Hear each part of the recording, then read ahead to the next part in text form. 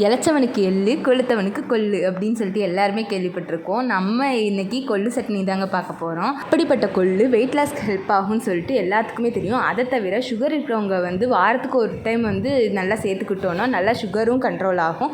அதே மாதிரி இதில் நிறைய அயன் அண்ட் கால்சியம் சத்து அதிகமாகவே இருக்குது. குழந்தைங்களுக்கு சளி இருந்தாலும் அது நல்லாவே க்யூர் பண்ணும். வீக்லி ஒன்ஸ் குழந்தைங்களுக்கு தந்தால் அது ரொம்பவே நல்லது. டேஸ்ட்டான கொள்ளு சட்னி எப்படி பண்ணுறது சொல்லிட்டு பார்க்கலாமா? அதுக்கு ஒரு பேனில் கொள்ளை போட்டு நல்லா வறுத்து எடுத்து வச்சுக்கலாம். அதுக்கப்புறம் அதே பேனில் எண்ணெய் ஊற்றி உளுந்தம்பருப்பு, கடலைப்பருப்பு, சின்ன வெங்காயம், பூண்டு போட்டு நல்லா வதக்கி எடுத்துக்கலாம்.